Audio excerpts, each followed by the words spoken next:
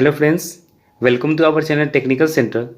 आज इस वीडियो में हम फीटर ट्रेड थ्योरी से रिलेटेड कुछ इंपॉर्टेंट क्वेश्चन सॉल्व करेंगे जो आपके आने वाले एग्जाम, चाहे वो यूपी मेट्री हो या आपका यूपी आर्टिफिशियल टेक्नीशियन ग्रेड 2 हो, उसके लिए बहुत ही यूजफुल होगी।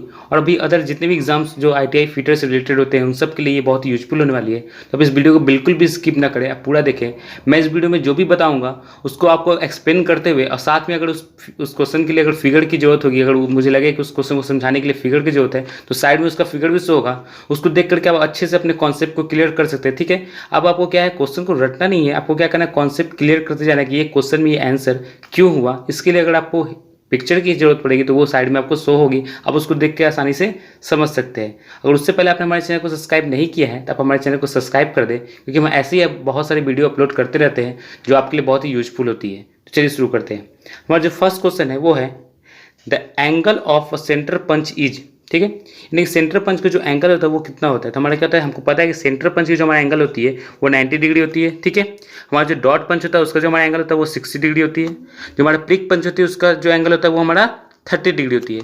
मगर यहाँ पे ऑप्शन में कहीं भी 90 डिग्री नहीं है, 60 और 90 डिग्री है। ठीक है, तो यानी कि ऑप्शन के अकॉर्डिंग हमारा थर्ड नंबर बिल्कुल करेक्ट हो जाएगा। ठीक है, नेक्स्ट हमारा क्वेश्चन देख लेते हैं। नेक्स्ट हमारा क्वेश्चन है अ grade A type of surface plate has dash mm of flatness. ठीक है, यानी कि जो टाइप ए ग्रेड का जो सरफेस प्लेट होता है उसकी जो फ्लैटनेस होती है वो कितनी होती है। तो हमारा क्या होगा, ऑप्शन नंबर 4 0.005 मिलीमीटर उसकी फ्लैटनेस होती है। नेक्स्ट क्वेश्चन देख लेते हैं। नेक्स्ट हमारा क्वेश्चन है which of the following methods is not a filing method using a hand flat file. ठीक है, यानी कि हैंड फ्लैट फाइल को यूज करके हम इसमें से कौन सा फाइलिंग मेथड यूज नहीं कर सकते हैं। ठीक है, तो हमारा फर्स्ट ऑप्शन है क्रॉस फाइलिंग। क्रॉस फाइलिंग आपको पता है कि 45 डिग्री इस तरफ पहले हम लोग फाइलिंग करते हैं, फिर 45 डिग्री हम लोग इस तरफ फाइलिंग करते हैं, तो ये हमारा क्रॉस फाइलिंग कराता है।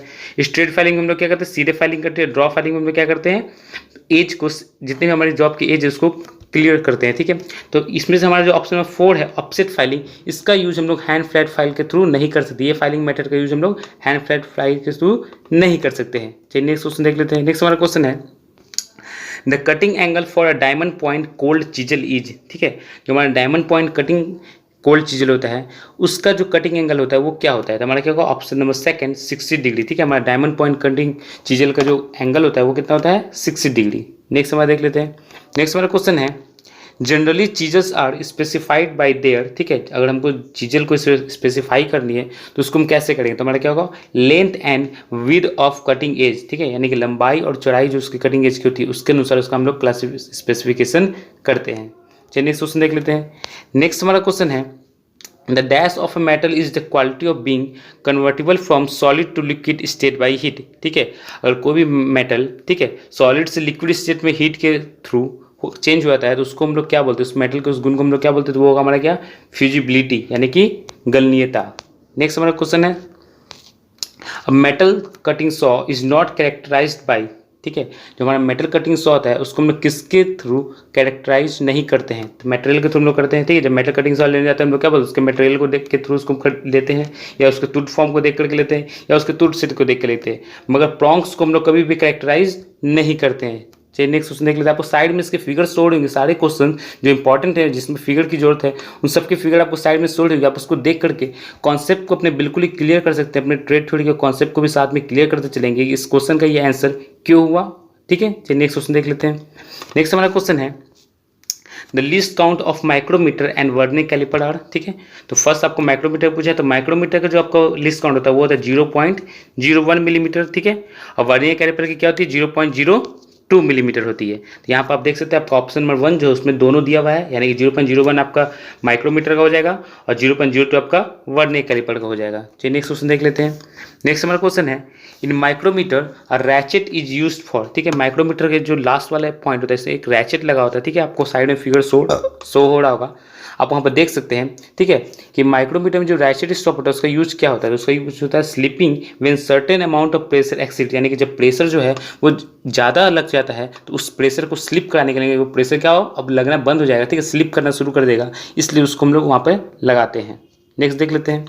नेक्स्ट हमारा क्वेश्चन है इन a micrometer zero error must be dash the reading for correction when the zero on the thimble is below the index line। ठीक है, अगर माइक्रोमीटर में जो शून्य सूचनांक लिखा है यानी कि जो जीरो एरर है उसको सुधार करने के लिए हम लोग क्या करते हैं, तो हम क्या करते हैं, जीरो एरर को डिडक्ट करते हैं, यानी कि हम लोग क्या करते हैं, माइनस करते हैं। अगर नीचे है, थिम्बल लाइन से क्या है, नीचे है तो माइनस करते हैं, और थिम्बल लाइन से अगर ऊपर है जीरो एरर तो हम उसको क्या करते हैं, प्लस करते हैं। यानी कि अगर हमारा निगेटिव जीरो एरर है तो हम उसको क्या करते हैं, टोटल रीडिंग में ऐड कर देंगे। अगर हमारा पॉजिटिव एरर है तो हम उसको टोटल रीडिंग में माइनस कर देंगे। क्लियर है? चलिए नेक्स्ट क्वेश्चन देख लेते हैं। नेक्स्ट हमारा क्वेश्चन है, pillar type drilling machine is also known as, ठीक है, हमारा जो पिलर टाइप ड्रिलिंग मशीन होता है, साइड में आपको फिगर शो रही होगी कि पिलर टाइप ड्रिलिंग मशीन कैसी होती है, उसको हम लोग और किस नाम से जानते हैं, तो क्या होगा हमारा option number 1, round column section drilling machine. चलिए नेक्स्ट क्वेश्चन देख लेते हैं। नेक्स्ट हमारा क्वेश्चन है, which of the following is not a case hardening process, इनमें से कौन सा है जो हमारा केस हार्डनिंग प्रोसेस नहीं। तो हम जानते हैं कि केस हार्डनिंग जो प्रोसेस होती है वो क्या होती है, कार्बोडाइजिंग, साइनाइडिंग, नाइट्राइडिंग और इंडक्शन हार्डनिंग, 4 प्रोसेस होती है। और टेम्परिंग जो होता है उस का प्रोसेस नहीं है, केस हार्डनिंग की प्रोसेस ये नहीं है। चलिए नेक्स्ट क्वेश्चन देख लेते हैं। नेक्स्ट हमारा क्वेश्चन है, dash is used to shape the end of rivet into a round smooth head, ठीक है, इनमें से किसका यूज हम लोग क्या करते हैं, रिवेट को राउंड या स्मूथ, उसके हेड को राउंड या स्मूथ करने के लिए यूज करते हैं। तो क्या होगा हमारा option number 4, rivet set. Rivet set का यूज हम लोग रिवेट के हेड को, ठीक है, राउंड या स्मूथ शेप में करने के लिए करते हैं। चलिए नेक्स्ट क्वेश्चन देख लेते हैं। नेक्स्ट हमारा क्वेश्चन है, a dash is the piece of harden metal placed against the rivet steam to form the soft head, ठीक है, इनमें से कौन सा है जो मेटल का हार्ड पीस होता है जिसको हम लोग क्या कहते हैं, रिवेट स्टीम के सामने लगाते हैं ताकि क्या हो, उसका सॉफ्ट हेड उससे बन सके। तो हमारा क्या होगा, बकिंग बार। बकिंग बार का यूज हम लोग क्या करते हैं, सॉफ्ट हेड बनाने के लिए करते हैं। चलिए नेक्स्ट क्वेश्चन देख लेते हैं। नेक्स्ट हमारा क्वेश्चन है, the composition of solder for soft soldering is, ठीक है, सॉफ्ट सोल्डरिंग बनाने के लिए उसमें जो कंपोजिशन होती है वो किसकी किसकी कंपोजिशन होती है और कितने कितने परसेंट होती है। फर्स्ट तो उसमें क्या होती है, लीड और टीन की कंपोजिशन होती है, और लीड जो होती है वो 37% होती है और टीन जो होती है वो 65% होती है। चलिए नेक्स्ट क्वेश्चन देख लेते हैं। नेक्स्ट हमारा क्वेश्चन है, in a taper shank of a twist drill a tang is provided at the end of and for, ठीक है, टेपर सैंक, ठीक है, टेपर सैंक ट्विस्ट ड्रिल जो होती है उसके लास्ट में जो ऐसी टैंक बनी होती है, ठीक है, आपको साइड में फिगर शो होगा, आप उसको देख के आसानी से समझ लीजिए कि टैंक किसको बोलते हैं। टेपर सैंक ट्विस्ट ड्रिल के, ठीक है, टैंक जो होती है उसको लास्ट में क्यों दिया जाता है, तो उसका रीजन होता है driving the drill and preventing it from slipping, ताकि जो ड्रिल है वो आसानी से घूमता रहे और वो स्लिप होकर नीचे ना गिरे, ठीक है। चलिए नेक्स्ट क्वेश्चन देख लेते हैं। नेक्स्ट हमारा क्वेश्चन है, which of the following is not a type of drill designation, इनमें से कौन है जो एक ड्रिल का डिजिग्नेशन नहीं है, ठीक है। तो हमारा क्या होगा ऑप्शन नंबर 4, क्यू जो है वो ड्रिल का डिजिग्नेशन नहीं है, एन ड्रिल का डिजिग्नेशन है, एच भी है और एस भी है। हमारा ऑप्शन नंबर 4 बिल्कुल करेक्ट हो जाएगा। चलिए नेक्स्ट क्वेश्चन देख लेते हैं। नेक्स्ट हमारा क्वेश्चन है, what will be the appropriate point angle of a twist drill of high speed steel for drilling a hole in brass, ठीक है, अगर हमको हाई स्पीड स्टील के ट्विस्ट ड्रिल से ब्रास में होल करना है तो उसके लिए हमारा एंगल कितना होना चाहिए, पॉइंट एंगल। तो हम जानते हैं ब्रास के लिए जो होता है हमारा 118 डिग्री होता है, ठीक है, 118 डिग्री होता है। और अदर मेटल के लिए क्या होता है, इसके एंगल चेंज होती है, और ब्रास या नॉर्मली यूज के लिए हम लोग क्या करते हैं, 118 डिग्री का ही एंगल यूज करते हैं। चलिए नेक्स्ट क्वेश्चन देख लेते हैं।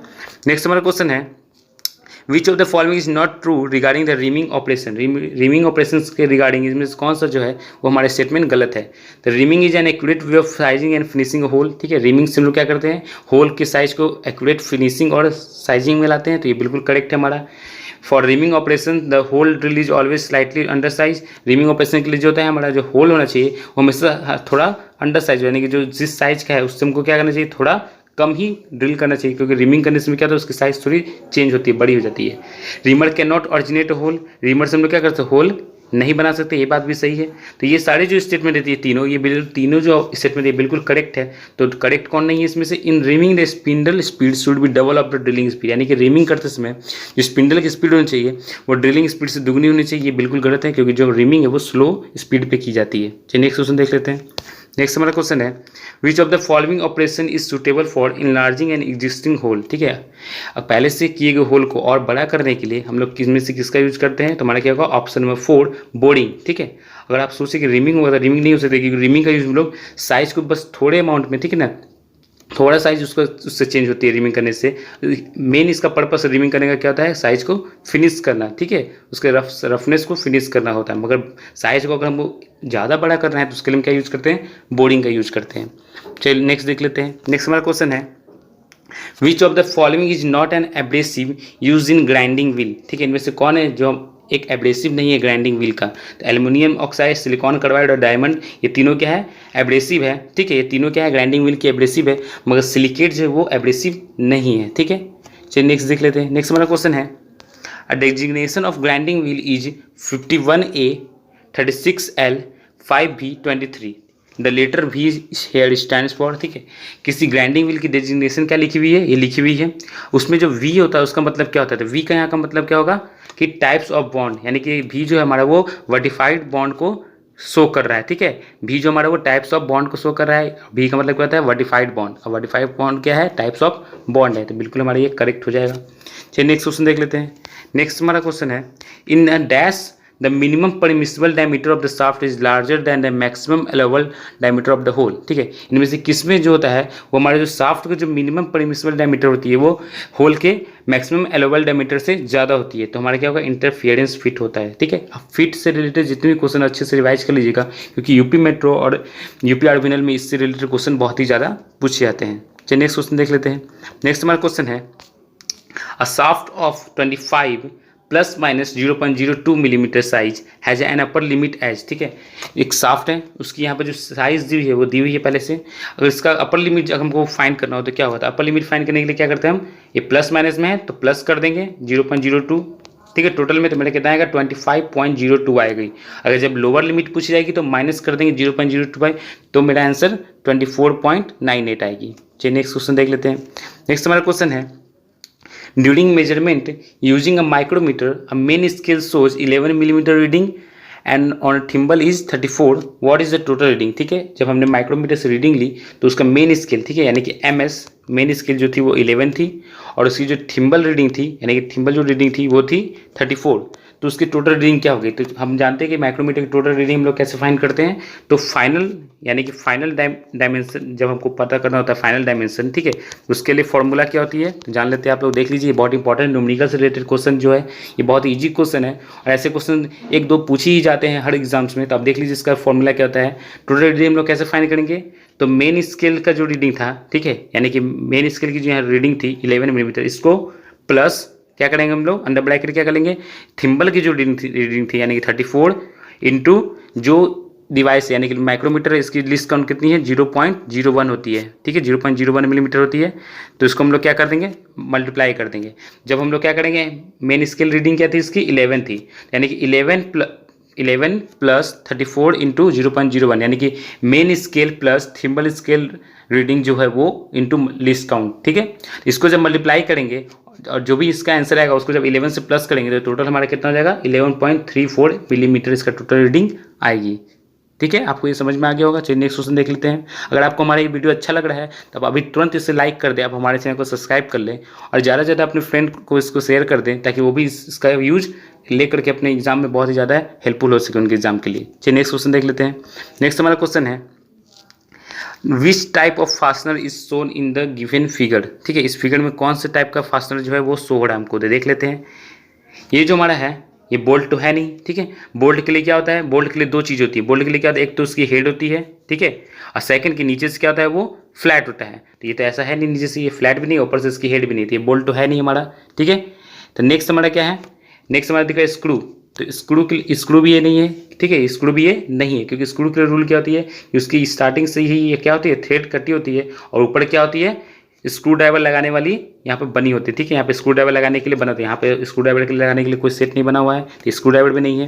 नेक्स्ट हमारा कौन ऑप्शन क्या है, स्टड। तो ये बिल्कुल करेक्ट रहेगा, क्योंकि स्टड में क्या होती है, स्टड उससे बोलते हैं जो सिलेंड्रिकल किसी सिलेंड्रिकल जॉब पे, ठीक है, कुछ पार्ट को छोड़ करके इसके एक इन पॉइंट पे और दूसरे इन पॉइंट पे थ्रेडिंग की हुई है, उसको हम लोग स्टड बोलते हैं। इस पर हम देख रहे हैं, इस पर थ्रेडिंग की हुई है और यहाँ पे इसकी थ्रेडिंग की हुई है, तो ये क्या है स्टड है। ठीक है, नेक्स्ट देख लेते हैं हम लोग। नेक्स्ट हमारा क्वेश्चन क्या है, नेक्स्ट हमारा क्वेश्चन है, wrought iron is highly refined iron as much as. ठीक है, रॉट आयरन जो हमारा वो सबसे हाईली शुद्ध लोहा है। ठीक है, सबसे शुद्ध लोहा जो हमारा होता है वो कौन होता है, रॉट आयरन ही होता है, यानी कि पिटवा लोहा होता है। उसमें क्या होता है 99% जो होती है वो आयरन होती है। अब आप पूछेंगे 99% अगर आयरन है तो बाकी का जो 1% था वो कहाँ गया।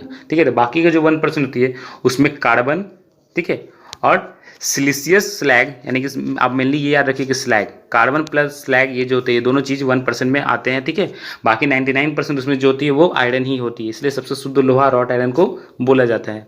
चलिए नेक्स्ट क्वेश्चन देख लेते हैं। नेक्स्ट हमारा क्वेश्चन है copper is alloyed with dash to produce brass. ठीक है, अगर हमको ब्रास बनानी है तो कॉपर के साथ हम लोग क्या मिक्स करेंगे, तो कॉपर के साथ हम लोग क्या करेंगे, जिंक को मिक्स करेंगे। ठीक है, अगर हम टीन को मिक्स करते हैं तो क्या बनेगी, हमारा ब्रॉन्ज बनेगी। ठीक है, अगर कॉपर के साथ अगर हम लोग टीन को मिक्स करते हैं तो हमारा ब्रॉन्ज बनेगी, मगर यहाँ आपको क्या बनाना था, ब्रास बनाना था, इसलिए हम लोग क्या मिक्स करेंगे, जिंक। ठीक है, चलिए नेक्स्ट क्वेश्चन देख लेते हैं। नेक्स्ट हमारा क्वेश्चन है इन 5S concept the Japanese term CD stands for. ठीक है, आपको जो फिटर ट्रेड थ्योरी हो या कोई भी ट्रेड थ्योरी जब हम पढ़ते हैं किसी भी ट्रेड की, फर्स्ट चैप्टर जो सेफ्टी है उसमें हम लोग पढ़ते हैं कि 5S कॉन्सेप्ट। 5S कॉन्सेप्ट जो है वो जापान की है। ठीक है, 5S का मतलब यहाँ पे क्या होता है, 5S का मतलब यहाँ मतलब होता है CD। ठीक है, फर्स्ट S का मतलब होता है CD। ठीक है, सेकेंड वाले का मतलब होता है सेशन। ठीक है, थर्ड वाले का मतलब होता है सीसो।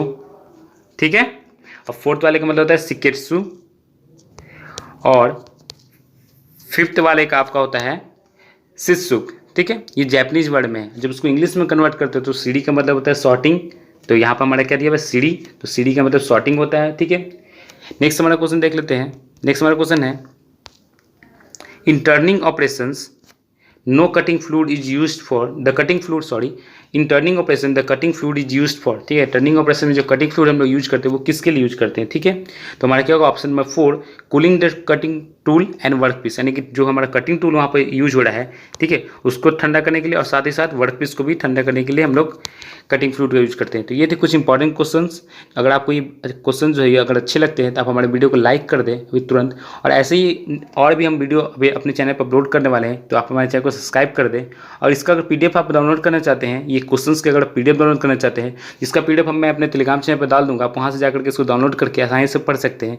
और मेरे टेलीग्राम चैनल पे और भी एग्जाम्स के, चाहे वो DMRC हो, चाहे LMRC हो, चाहे वो अदर कोई एग्जाम्स हो, गवर्नमेंट एग्जाम्स हो, उन सबके क्वेश्चन भी अपलोडेड हैं, तो आप वहाँ से जाकर फ्री में डाउनलोड करके उससे अपने रिवीजन को और भी स्ट्रॉन्ग कर सकते हैं। ठीक।